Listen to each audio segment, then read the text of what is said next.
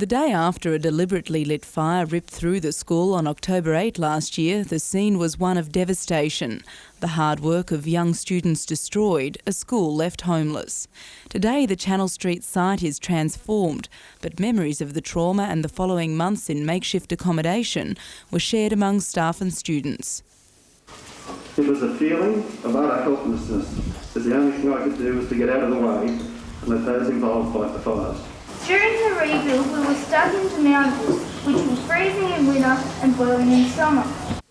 But the day was primarily an occasion for celebration, with all the school's 270 students getting involved. At a cost of nearly $1 million, 10 classrooms were rebuilt and improved. Local member Jill Hall did the honours, pulling back the curtains on a new era for the remodelled school. Laura Saperstein, NBN News.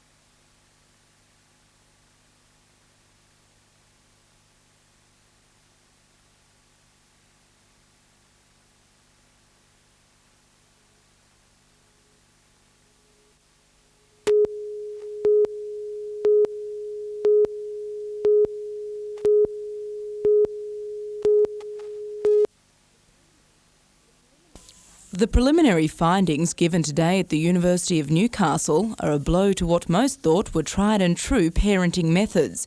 According to Project Director Mark Lynch, if communities want to reduce juvenile crime and delinquency, it's time to reassess the use of strict discipline. One of the responses you get outside an academic environment is, yes, well, that's really common sense, and in many senses it is. But we kind of know that love is important, and maybe rules don't compensate for a lack of love. The study of 1,100 teenagers in schools, detention centres and courthouses over the past 2 years has generated some startling statistics about the link between crime rates and rules. If you compare households that have very large numbers of rules that are enforced very strictly with households that have much fewer rules, there's no difference in those households in the levels at which the young people break the law, none at all. The study found what does help is parents giving their children emotional support. In families where children felt they had the backup of their parents, the incidence of crime was significantly lower. The statistics show that only 44% of children in such families broke the law, compared to 77% in families that do not provide support. The results of the investigation will be further analysed over the next 12 months. Laura Saperstein, NBN News.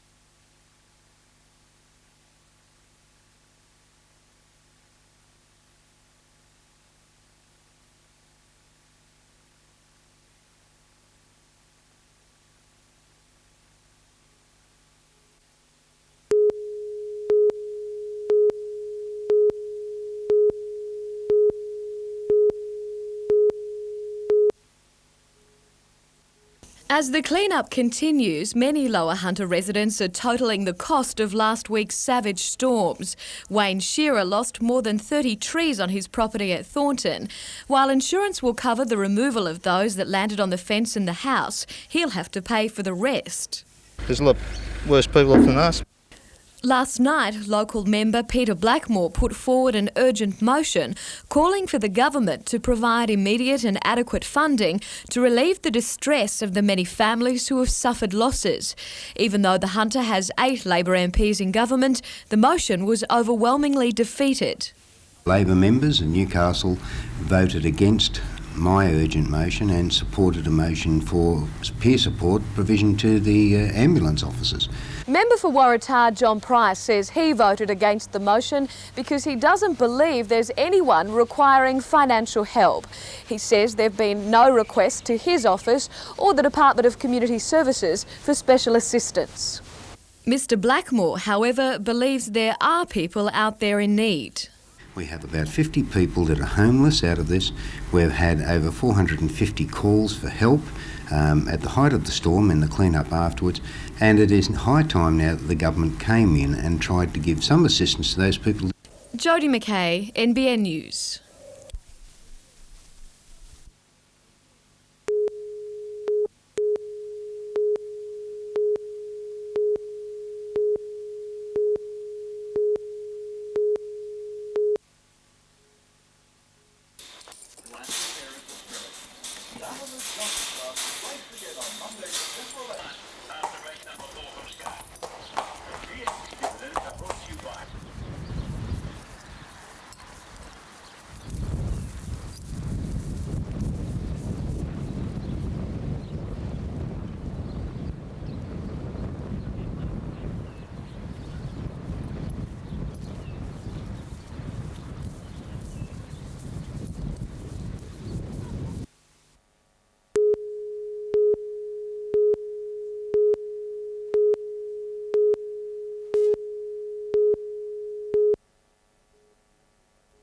The Country Rugby League Boundaries Committee met at Maitland Leagues Club today to decide the fate of Wyong and Singleton. Both clubs had expressed strong interest in moving into the Newcastle competition next season, but were expected to face strong opposition from their current divisions. Discussions started at 10 this morning, and at 5:30 a decision had still not been reached. All clubs from Group 21 and the Central Coast were interviewed on the prospect of those regions losing a club, and it's believed there were strong reservations.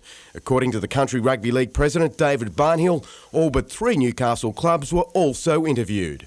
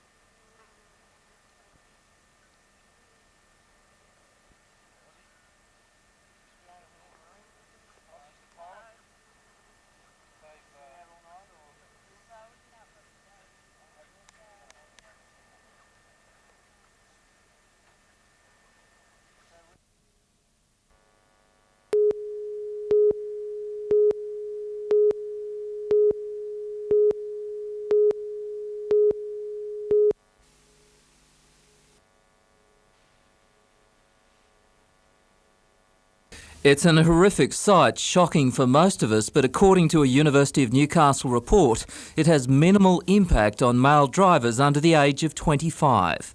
The young drivers actually see it as being over the top, and it's not even relating to them, even though it is sort of aimed at young drivers and especially young males. Dr Kate Hartig says a survey found only 16% of males between 16 and 25 thought the ads were very influential in terms of their driving behaviour.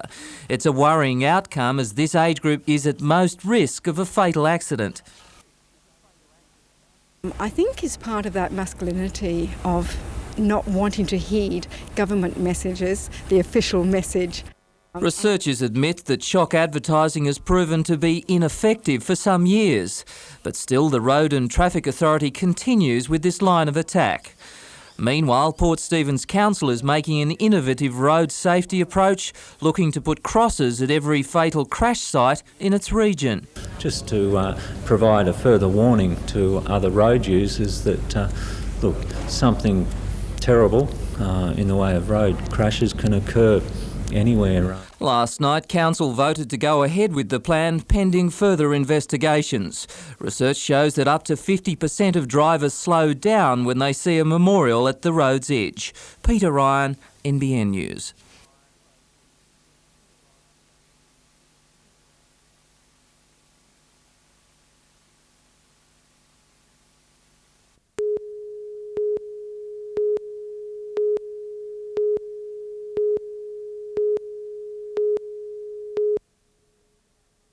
It seems Bob Carr has been feeling the political heat. Just 2 weeks ago, he faced angry workmen from the RZM mine who were worried about their future on the Tomago site. Today, the Premier changed critical environment legislation. He has backed down on his environmental commitments. It's another watering down of his and eroding of his environmental platform, which he was elected on, and we're quite appalled. Environmentalists say the mining operation to extract minerals is in a koala colony of between 400 and possibly thousands of the marsupials. The operation was originally given the OK, then rejected through the courts, and now is again open for RZM to reapply for a mining licence. No one from the company could be contacted today, but angry environmentalists say it paints a bleak picture for the koala colony. There will obviously be an impact on the colony and perhaps the extinction of the colony in the area. But the protesters haven't given up the fight yet. They're taking RZM back to the Land and Environment Court in Sydney next week, claiming that in mining the area, the company is in breach of a pollution control licence. Peter Ryan, NBN News.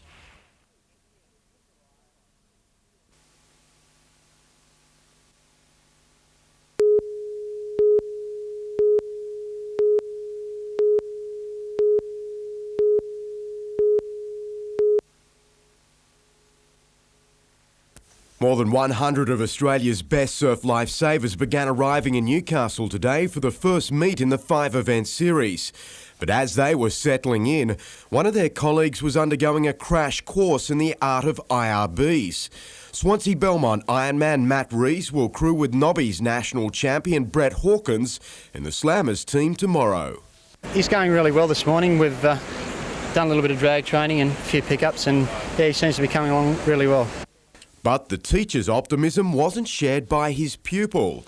The nature of the surf league creating some odd couples, with at least one half of this combination very apprehensive. It's always a bit of a worry in a big surf. You go and watch the IRB carnivals and they seem to be cutting people up the beach in stretches all day, but hopefully it won't be too big around there and I'll survive the day. Rees will be crucial to the Slammers' hopes, who've had a disruptive preparation, losing beach sprinter Mike Weiner with a hamstring injury last night. There was a bit of mad rushing around, a lot of phone calls this morning, and we were lucky enough to pick up a young under 17 guy. He's just come out under 16s last year, Clayton Jones from North Narrabeen. The event starts at Newcastle Beach at 8:30 tomorrow morning.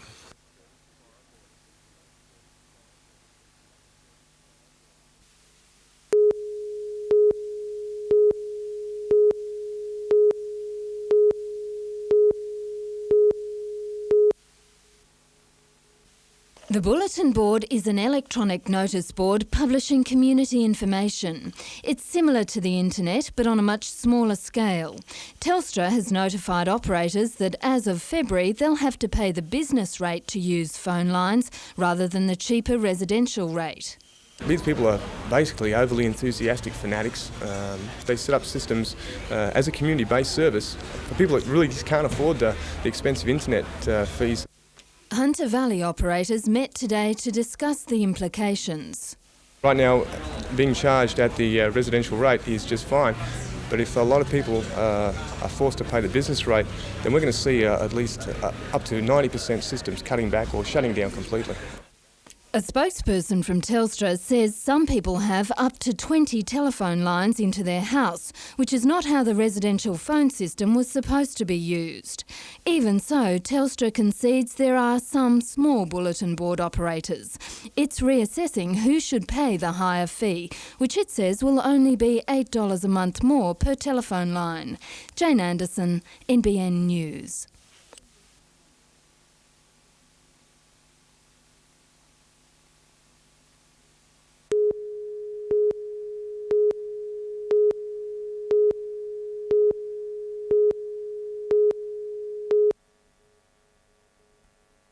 The Tirana crashed into the Katara South Athletics and Soccer Clubhouse, causing structural damage to the building. 4 of the 5 people in the vehicle were hurt. 1 received severe head injuries.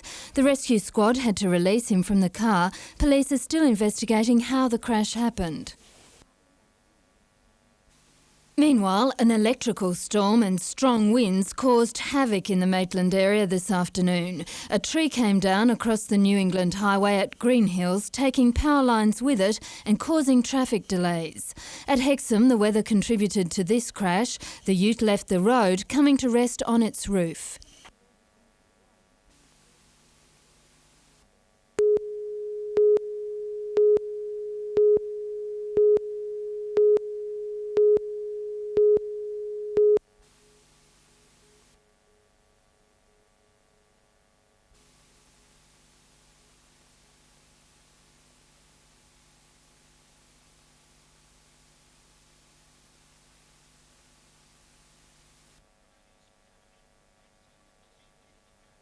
Ironically, Tallerwood Bashute was formerly trained in the Hunter by the Proctor family and paid $8.50 for the win. The Way to Go was second, with Al Ainsley third. Brian Hancock's 2 previous Cup victories were with Torres.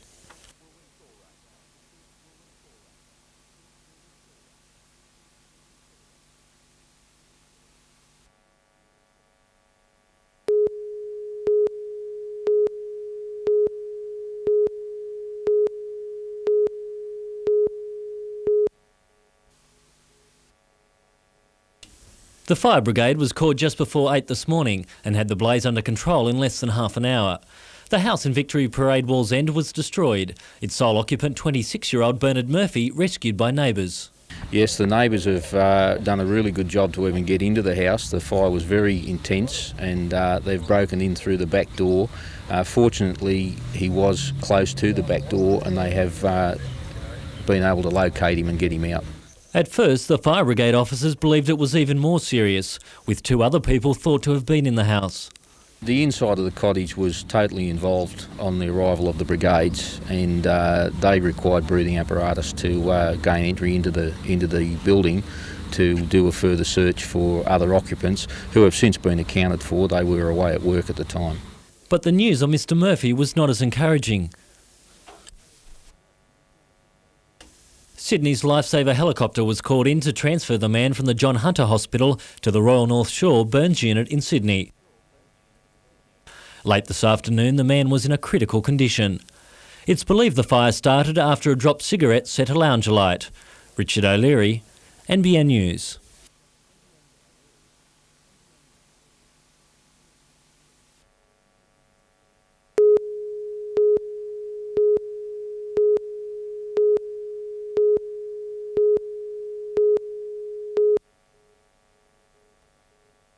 Sent into bat, Newcastle was 4 for 111 at lunch and continued with the same urgency after the break. Not even a smart return catch by Jared Burrows to dismiss Kieran O'Toole halted the run spree. A member of the state under-19 squad, Campbell was an outstanding touch, bringing up his century just after tea. In surfing, the first round of the Summer Series was conducted at Merewether today, with a place in the Mark Richards Pro the ultimate prize. 6 heats were contested, with the first 2 qualifying for the grand final at Redhead on February the 11th. Among the heat winners, Christian McCall, Andy Brinkworth and Mark Yazbek. And $12,000 of extra drainage at Marathon Stadium was completed today. The sophisticated SandLink system will improve the ground significantly, with hundreds of metres of pipe now 40 centimetres below the surface.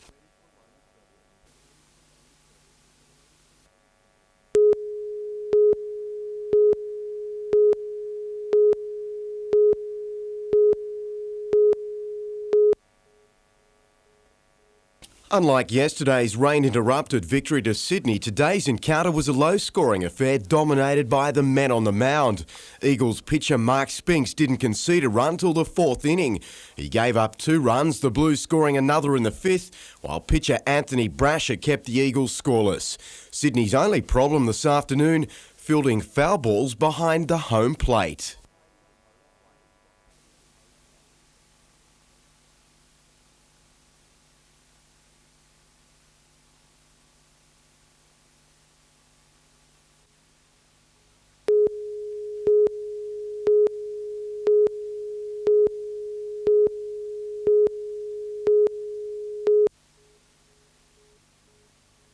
It's become a popular event around Christmas time. This year, an estimated 40,000 people settled down for the 6-hour show. Out on the water, dozens of small boats formed a festive flotilla. A number of guest artists provided a non-stop program of entertainment hosted by NBN's Melinda Smith and 2HD's Jeff J. But the big moment came with the arrival of Santa Claus and a hint on what to leave out for his reindeers.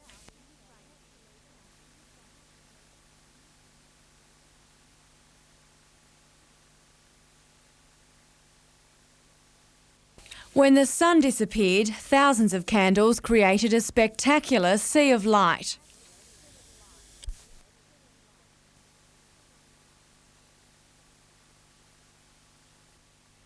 The event is hailed as the largest regional carols by candlelight, both old and new Christmas songs proving a hit with the crowd.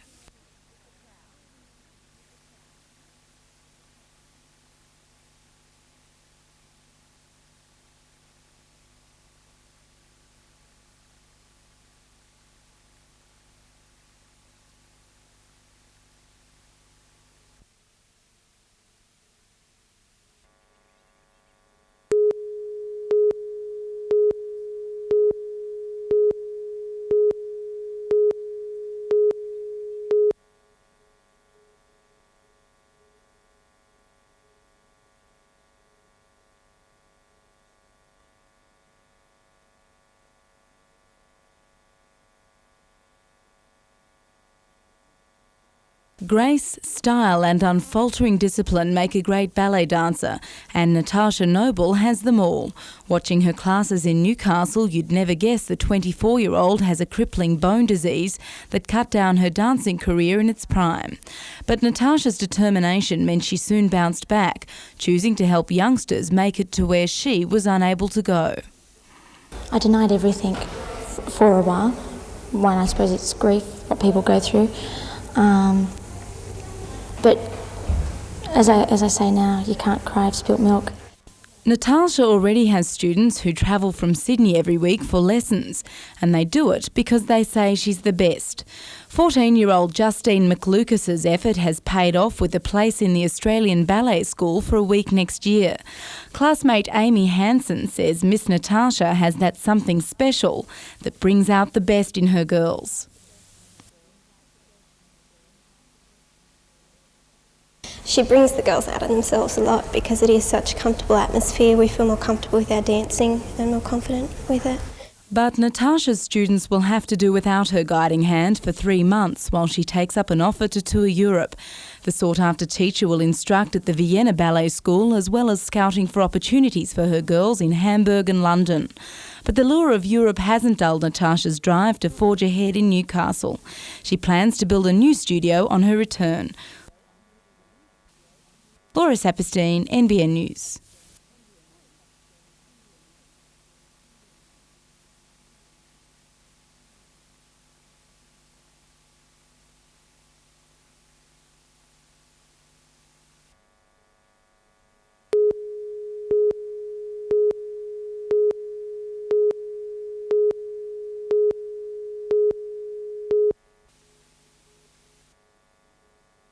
Councillor John Tate says Newcastle already has many unsightly overhead cables and any addition to the airborne system is not a viable option. Everything environmentally wise and says that we should be undergrounding all these systems, and that's what people have tried to do over the years.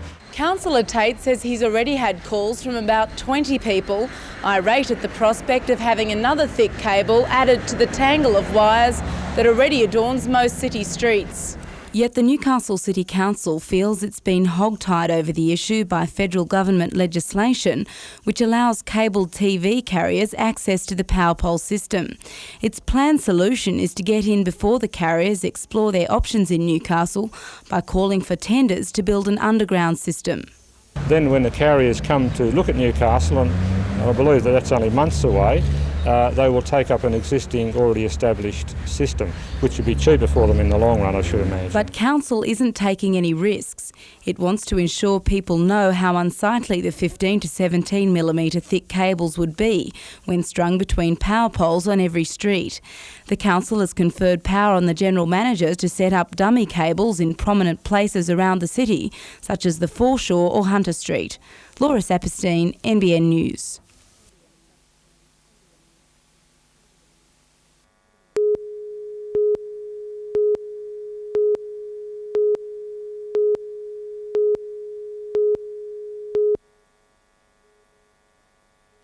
Graham Chook-Fowler was one of the first high-ranking police officers to come before the Royal Commission into Police Corruption. Last week, he lost his job as a detective inspector after being captured on a secret camera, allegedly accepting bribe money. Today, the Liquor Enforcement Agency confirmed it's investigating claims that Graham Fowler is running this hotel in the Newcastle suburb of Shortland. In Newcastle Court last Thursday, the licence was transferred into the name of David Briggs. On the application form given to the court, there were no other parties mentioned except for Briggs's wife. Under the Liquor Act, the licensee and anyone else who has a beneficial interest in the hotel must be named and must be a fit and proper person. Patrons today claim Graham Fowler was in the hotel this morning, a fact denied by staff. You sure Graham's not in there? No, he's not in here. You put on Has he been here today? No. Yesterday? I haven't. Listen, get him. Well, why, when I asked you, did you say that he was... Get him. You go and get him for me. You've seen Graham today? I seen him this morning early, yeah. Man. And what, as far as you know, he's just working here? Yeah, well, that's right, yeah. No, he's a good bloke. He is, really. He's a bloody good fella.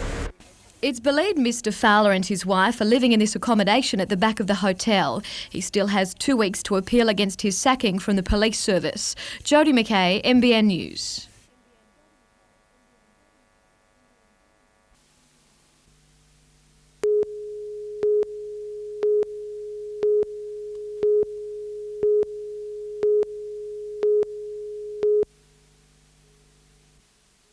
"18 months and an independent commission of inquiry later, the planned $15 million Esplanade development at Newcastle Beach is still up in the air.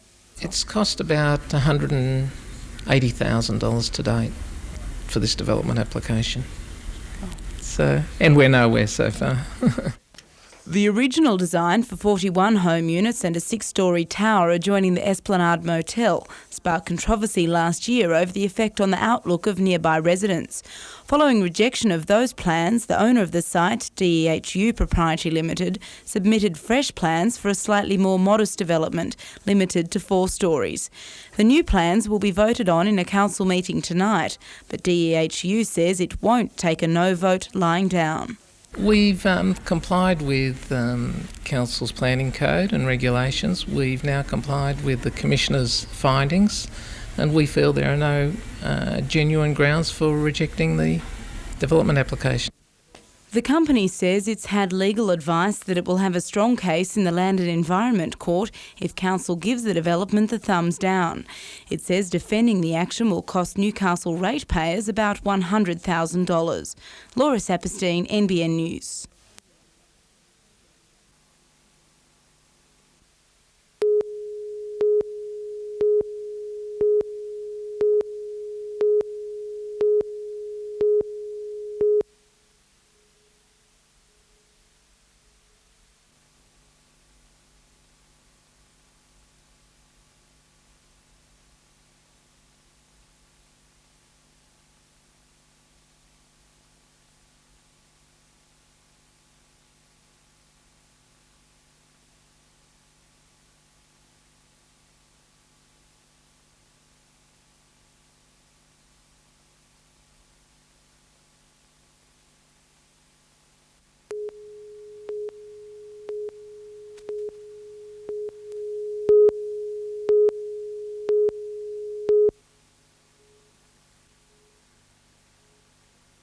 It's the biggest party night of the year. Thousands of people farewelling the past year before welcoming the new one.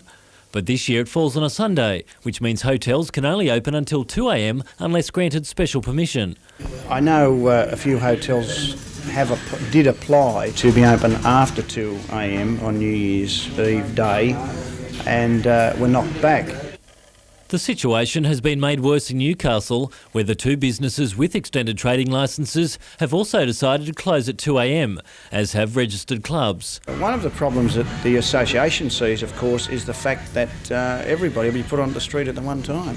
Logistically, it makes it very hard, transport-wise and everything like that. But police say after 5 months of consultations, the industry agreed to the closing time, with extra transport organised to help clear the crowds.